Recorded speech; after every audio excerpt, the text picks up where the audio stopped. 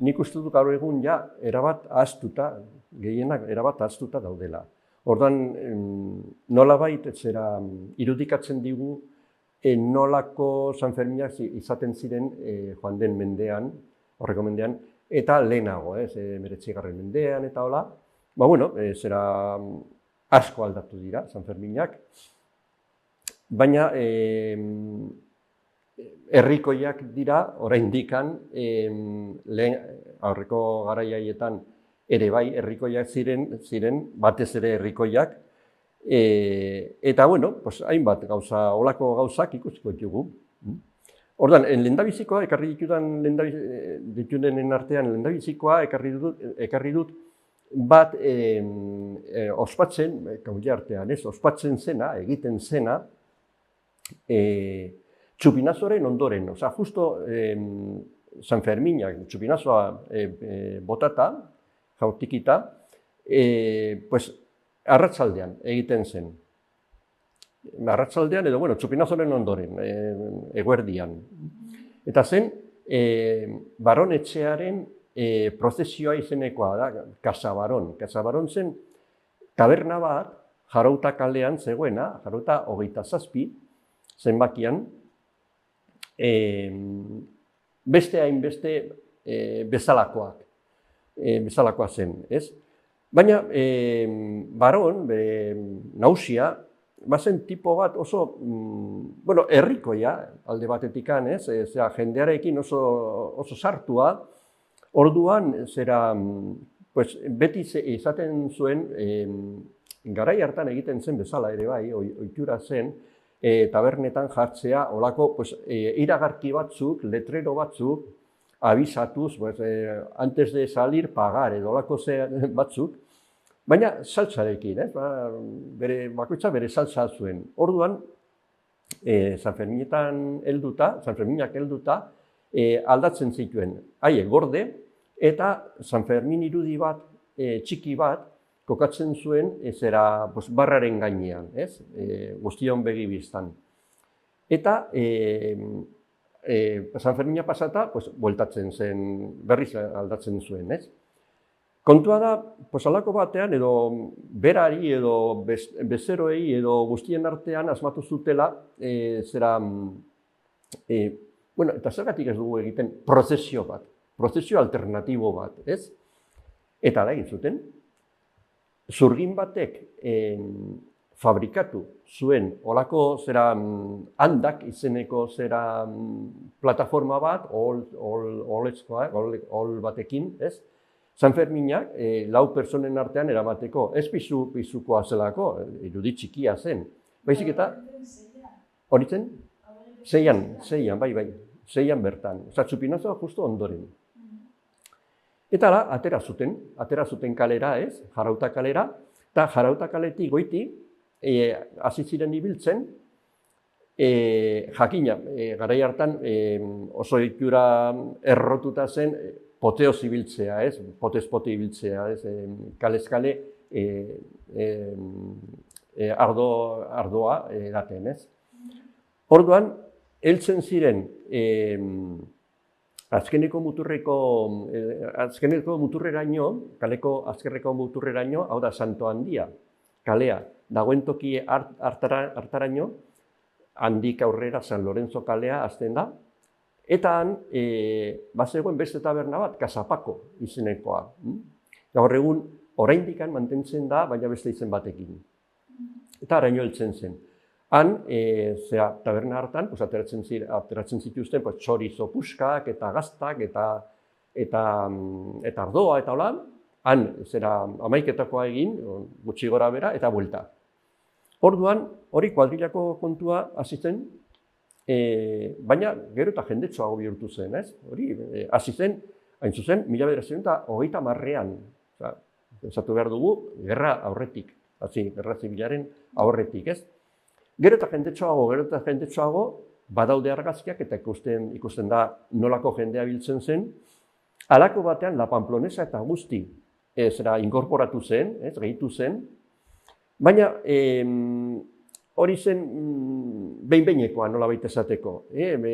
Ekintza zen arraserrikoia Eta orduan, musika ere herrikoia zen, ez ofiziala, baizik eta herrikoia. Eta ziren, bi txistulari, txistulari bat eta tabalari bat, Bals eta Zapatero izenekoak, nik ezagutu nituenak, hori bai ezagutzera initzen nintzen, eta haiek ibiltzen ziren ere bai, gero erraldoietan.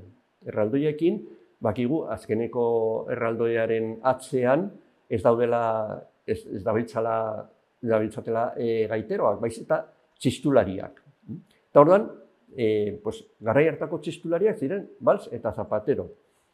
Zaletuak, erabat zaletuak. Baina tipoak oso herrikoiak ziren biak.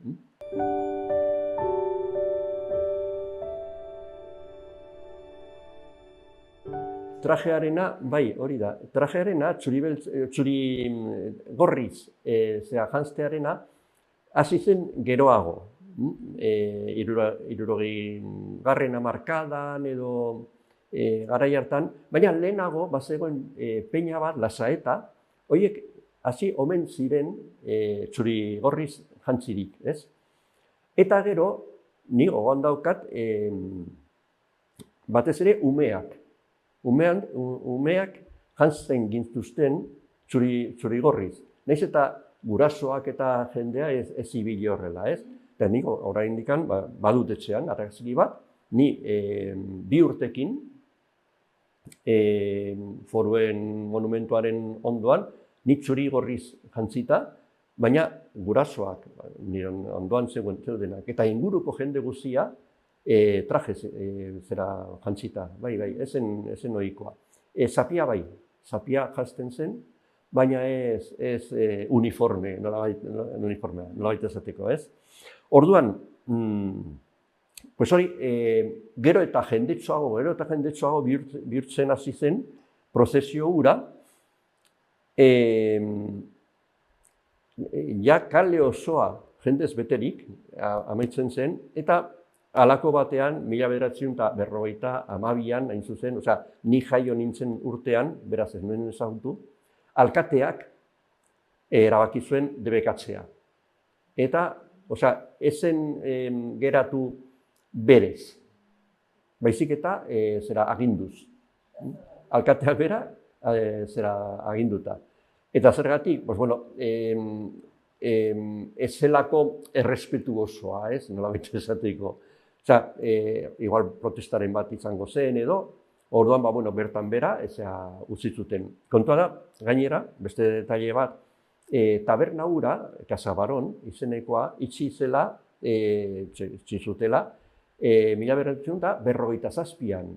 Beraz, 5 urte izan ziren etxe horrek edo baron horrek antolatu gabe. Eta orduan hartu zuen erreleboa, nolabait esateko, hartu zuen peña bat, garai hartako peña bat, baina oraindikan irauten duena. Oraindik bizirik dago, ez? Los Irunsemez. Bertan dute egoitza ere bai, zuten, eta haiek hartu zuten ardura, alkateak debekatu arte. Eta bukatu zen lehendabiziko ekintza famatu, komila artean hau, ez? Gero, gaur egun iruditzen zaigu arras lekuz kanpo ekintza. Eta da kirola. Kirola, San Ferminetan, ez dago agerian, herri kirola bai. Baina, eta eskupilota, baina bestelako kirolak. Adibidez, hemen, Iruñan, garai hartan, 20. mendearen lehendabiziko erdian, lehendabiziko laurdenean, incluso ez, hasi zen, piztu zen, zaletasun nahiko bizia, eta areagotuz joan zen, eta zen igeriketa.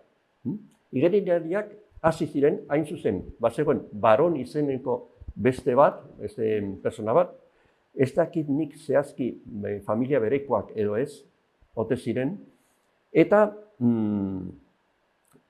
hasi zen, Club Natación erakundea, hasi zen garai hartan, jendea biltzen zen, igerilari horiek biltzen ziren Arga ibaiaren ertzean, bueno, igeriketa egiteko, bere zaletasuna, zera aurrera eramateko, ez? Atea zen ja, baten bat nahiko ona, nahiko txo ona, olio bat, eta horrek parte hartu zuen, lehen bat zegoen zeharkaldi batean, Ebro zeharkaldian, igeriketan Zaragozan. Eta lehendabizikoan, nahiko ongi egin zuen, baina bigarren urte batean, lehenengoa geratu zen. Eta zen nahiko famatua, garai hartan, izen handiko zeharkaldia, Trabesia del Ebro. Orduan, pentsatu zuten, eta zergatik hemen, Iruñean, ez egin gauza antzeko bat. Eta egin zuten, San Ferminetan. Orduan, Txupinazoren ondoren ere bai, egun berean, egiten zen Arga ibaiaren zeharkaldia. Hori ere, hasi zen areagotzen, jendea biltzen, eta azkenean jende handia biltzen zen, ez bakarrik zera Arga ibaiaren ertzeetan, baizik eta harresiaren gainean ere bai. Adibidez, Paseo de Ronda izenekoa, gaur egun Paseo de Rondan, han, Oko Ama Birjinaren plazan, han jendea biltzen zen, eunaka, ikustera. Eta ibilaldia zen Errotxapeako zubitik Santa Engraziako zubiraino. Presa, orain ondatuta dagoen presa inguru hartaraino. Han jatzen zuten, olako boia bat, han buelta ematen zuten, eta itzuli. Batetik bestera, itzuli. Eta orduan, oso jendetsua izaten zen, eta nahiko, hori, famatua izan zen, Badago bitxikeria bat, ere bai, anekdota batez, honetan, egin zen lehendabizikoan, eta hemen nik uste dut apuntatuta daukadala, 1940an, hasi zen egiten hau, irtera emateko, ibai batean, nola, piscina batean, igerileku batean, badaude igerilariak lerrokatuta, eta guztiak batera hasteko, ez? Orduan, zubitik bera, eta zubitik bera botatzea arriskutsua zen. Errotxapeako zubitik bera botatzea arriskutsua zen. Eta orduan, ondoan bazegoen garai hartan ere bai, gaur egun arras desagertuta dagoena, Tenerias aldapatik beiti, Tenerias da Curtidores izeneko aldapa, han bazegoen auzo bat, las Tenerias izenekoa, larrugileak, larrua lantzen zuten langileak, ez? Eta han bizi ziren, auzo, hemen, igual irikiko dugu parentesi bat, auzo berezia zen, larruak lantzeko, behar ziren produktu kimikoak nahiko kiratsuak, ez? Kiratsa botatzen zuten. Eta orduan, hirien barruan ez ziren kokatzen, baizik eta hiritik kanpo. Eta orduan, han kokatu zen auzo hori, 8-10 etxe bakarrik. Oraindik badaude, hondarrak badaude, han. Eta han bizi ziren, eta han lan egiten zuten, ez? Baina, harako batean, batek asmatu zuen han jartzea txalupak alokatzeko. Orduan, Arga ibaia, toki hartan, tarte hartan, badu bere sakontasuna, sakonera nahiko, zera txalupak ibiltzeko, ez? Eta igeri egiteko, eta hola, ez? Orduan, asmatu zuen hori, zera txalupa jartzea alokatzeko. Eta jendea joaten zen, ara, paseo, txalupaz, egitera, ez? La Venezia izenekoa zen, La Venezia, izen pomposoa, ez? Orduan, igerilari hauek pensatu zuten, alokatuko ditugu, eta esango diegu usteko txalupa batzuk, haien artean, lerrokatu ibaian, haien artean ohola jarri, eta handik igerilariak hasiko ziren igeriketan, ez? Eta ala egin zuten, ez? Lehendabiziko hartan, montaje guztia egin ondoren, eta igerilariak zera bertan jarrita, ondoratu zen dena. Zubi hori edo plataforma hori desegin zen, ez? Orduan guztiak uretara batera erori ziren, baina irteera ontzat eman zuten. Eta handik aurrera ja ibiltzeko, ez? Pues hori izan zen, hamarkada batzutan ibili zen, ja, desagertu arte, ez? Eta adez geroztik, nik dakidanez behintzat, kirolak, herri kirolak ez zirenak, edo ez direnak, ez dira egiten San Ferminetan. Futbola ere zera egitea iritsi zen, garai hartan egin zen futbol partiduak, futbola pisten hasi zenean, eta hola.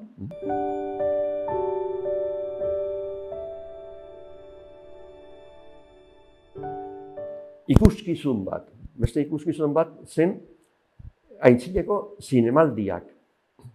Baina hori izan zen 19. mendean bukaeran. Zinea ezen oraindik inventatu, nolabait esateko, ez? Orduan, ze nolako zinemaldiak ziren, ze nolako ikuskizunak? Bazen, olako ikuskizun bat, ekintza bat, itzeneko kuadros disolventes. Hau da, edo periskopikos esaten zitzaien. Zer egiten zen? Bi linterna erabiliz, tarteka, piztu eta irudi transparentzia zeteko diapositiba antzeko batzuk proiektatu. Orduan, bat pizten zen momentuan bestea itzalita.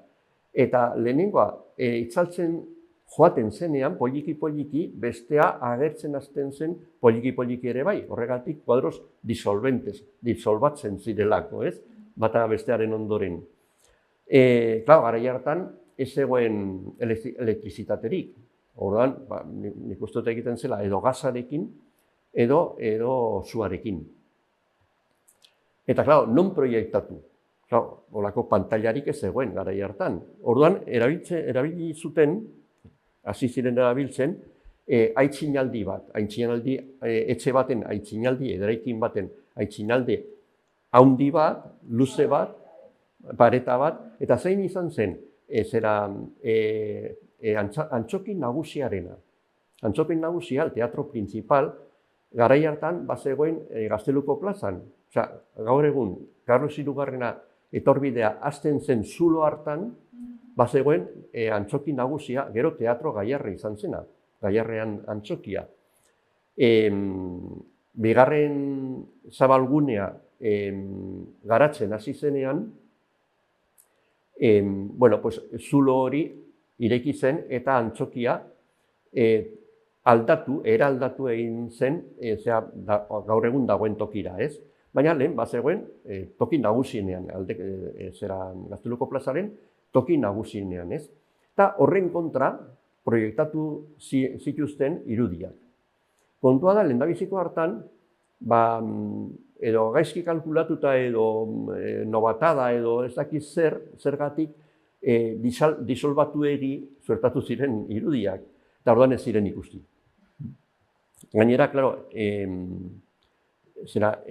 ikuskizuna zen dohainik, gaur egun zu artifizialak den moduan, ez? Orduan, imaginatu behar dugu Gazteluko plaza jendez lepo beteta, olako berrikuntza bat gozatzeko, eta ara non deus ikusi gabe geratu zirela. Seguruenik izugarritzeko bronka montatu zen, eta listo, eta denak etxera. Hurrengo urteetan errepikatu zen, baina orduan ja ongi, eta batez ere elektrizitatea heldu zenean, hau hasi zen, urteak aipatuko ditut, hain zuzen, kokatzeko ongi, ez? 1887an. Eta pentsatu behar dugu, elektrizitatea heldu zela Iruñera, lehendabiziko elektrizitatea izan zuen lehendabiziko lokala, nolabait esateko, izan zen Iruña kafetegia. Eta sortu zen 1888an. Beraz, urte bete ondoren, ez? Orduan, ja, elektrizitatearekin ja linternak potenteagoak ziren, eta orduan ja ikusi ahal izan zen dena, ez? Zer gertatu zen? Bueno, urte batzu pasata, gutxi pasata, aurrera ebilia, ja, zinema inventatu zuten, ja, herrikoitu zen, nolabait, popularizatu egin zen, eta orduan, saio hauek ez zuten ja zentzurik izan, ez hankarik, orduan, kendu ziren, desagertu ziren, ez? Eta gero ja, zinemaldiak ja, eman ziren, zinemaldia normala, gaur egun ezagutzen dugun bezala, ez? Beste bat, holako beste ekintza bat, dohainik ere bai, jendeak ikusteko, baina dohainik, ordaindu gabe. Bazen, garai hartan esaten zen, eskalatorrez, los eskalatorrez. Hau da, zera gizon bat, normalean gizona zen, zera holako etxe baten aitzinaldetik gora igotzen zena, jakina, sokari gabe, segurtasun neurririk gabe, berez bakarrik, tipitapa, gora, ez? Eta orduan, baziren batzuk, izan ziren batzuk, jendea biltzen zen ikustera, hori guzia, egiten zen, zera, San Ferminetan ere bai, eta bat izan zen oso famatua, hemen ekarri dut itzen eta dena, Nestor López, eskalatzailea, orduan, honek, garaia zen los años 20, 1929an inguruan hartan, ez? Orduan, hau igo zen Iruña kafetegiko aitzinaldetik goiti, telaturaino, ez?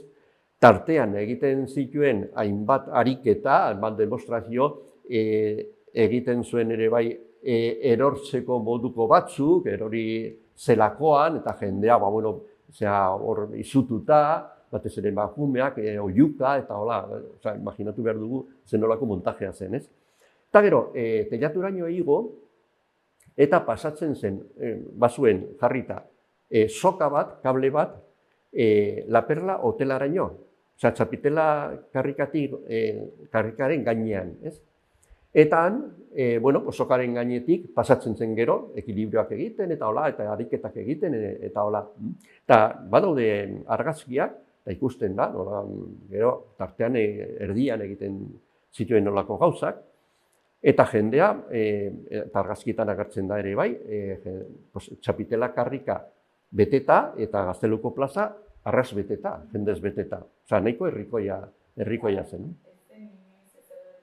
Ez zen inoiz ezer gertatu, nahiko trebeak ziren, tipo horiek nahiko trebeak. Nigo gogoan daukat. Bai, hankaz bera, buruz bera jartzen zen ere bai. Osa, bazuen bere arriskua ariketak. Gero, ja, urteak joan ala, nik hori bai ezagutu nuen, hau, jakina, ez nuen ezagutu, baina bai egiten zirela, 60. hamarkadan eta hola, soka bat jarri, gaur Santander bankuetxearen Gazteluko plazan dagoen terrazatik kioskoraino, holako soka bat, eta handik motor bat ibili, eta horren azpian, holako ekilibrista bat edo ariketak egiteko. Baina motorra, baina hau egiten zen, tipo bat ibiltzen eta eskalatzen eta hola.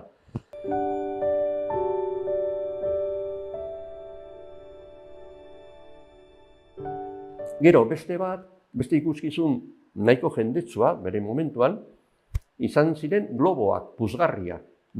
Ikusten dira, bai, gaur egun ikusten dira, modernoak dira, baina bultzatzeko edo aireratzeko metodoa da berdina, osea, aire beroa. Lehendabizi, berotu behar da globoa ustuta lurrean jarri, soluan jarri, ez? Eta ventiladore batekin, azeztagailu batekin, eta piztu. Han piztu, berotu, eta handik gora, ez? Pentsatu behar dugu, lehenengo elgaraldia, edo elgaraldi serioa, egin zela Frantzian 1784an. Osea, 18. mendean bukaeran, ez? Bueno, pues hurrengo urtean, 85ean, ona ekarri zuten. Osea, Iruña izan zen aitzindari, eta San Ferminetan gainera. Orduan, bueno, garai hartan, Montgolfier anaiak ziren inventoreak edo asmatu zutenak eta hola, ez? Bueno, pues invento hori, asmakizun hori, ekarri zuten hurrengo urtean ona, ez? Izena jarri zioten, ziren globo edo puzgarri, baizik eta aerostato. Eta orduan, ez era, gainera, hori, badu, saski bat gaur egun bezala, ez? Jendea sartzeko. Eta lehendabiziko haietan, bidaiariak, nolabait izan, bazen, osea, igo eta jeitsi, Osea, lotuta, igotzen ziren lotuta eta jaisten ziren ere bai lotuta. Osea, ez ziren ibiltzen gaur egun bezala tokiz-toki. Gora eta bera bakarrik egiten zuten. Eta orduan, ume batzuk sartu zituzten. Lehendabiziko haietan, baziren umeak. Eta gainera, bazegoen gizon bat, ekilibrista bat, edo saskitik zintzilika, edo globoaren gainetik bere ariketak egiten. Zabazen, bai, oso bitxia da guretzat gaur egun pentsatzea. Dirudienez ez, edo konfiantza handia, ez dakit, edo horregatik eukalu umeak sartzen zituzen lehendabizikoz, ez? Lehendabiziko haietan bakarri zen puzgarria, globoa, osea, jenderik gabe. Gero ja, egin zuten lehendabiziko saiakera jendearekin, jendea zintzilika, barruan, baina egin zuten komedia etxean, osea, en la casa de las comedias. Hau da, ez era antzoki, Gaiarre antzokia, lehen antzoki nagusia, zena, eraiki baino lehen, antzerkia eta egiten ziren, antzoki batean, eta zen, korral bat, osea, garai hartan egiten zen, el corral de las comedias, eta hori zen, etxe bat, gaur egun, komediaz kalean dagoena, entzuzen horregatik izena, eta indatxikia karriken artean, izkina horretan, eta entzuzen, gaur egun badago kafetegi bat, edo taberna bat, eta izena da, el patio de las comedias, bertan zegoelako, patio hori ez. Ordan egin zuten esperimentua jendearekin, egin zuten lehendabiziko bertan. Ordan, handik altxatu eta jeitsi.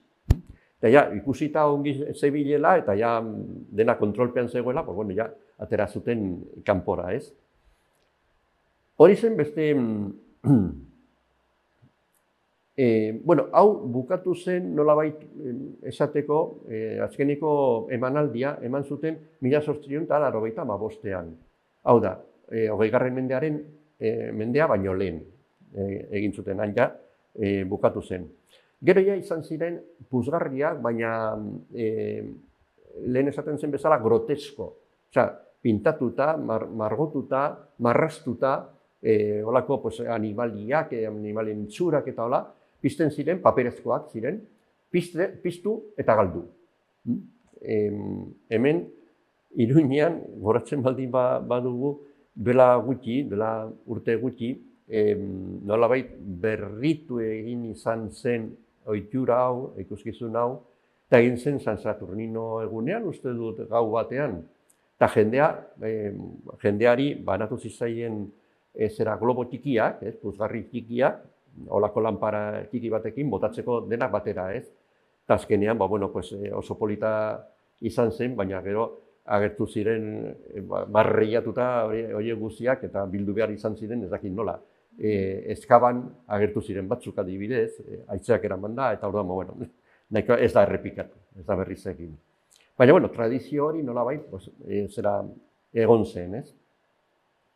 Gero, beste ikuskizun, herrikoi bat, osea, doainik, espektakulu doaina izan zen, majoreteak, las majorets, esaten zen. Eta zer zen hori, zertan zetzan hori, nahiko bitxia da gaur eguneko begietatik ikusita, baziren neska gazte batzuk, 13 eta 20 eta gutxi urte artekoak, hori uniformez jantzita eta minigonaz jantzita, desfileak egiteko, zera makiltxo batzuekin, jolasten eta hola, formazio bezala, soldaduak izango balira bezala.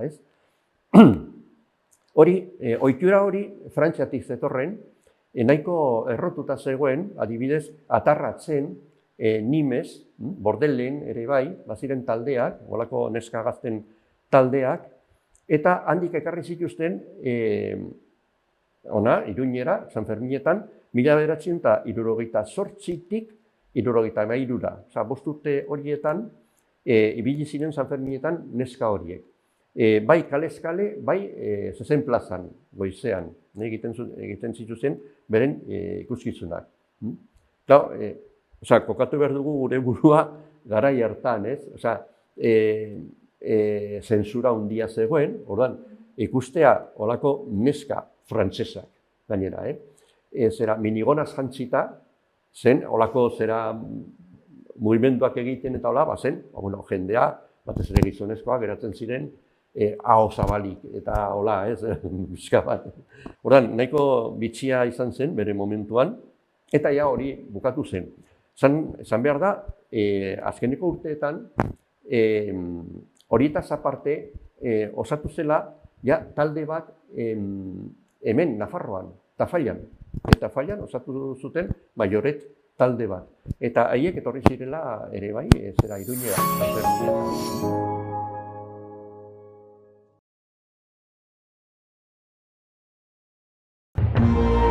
Gobierno de Navarra. Nafarroako gobernua.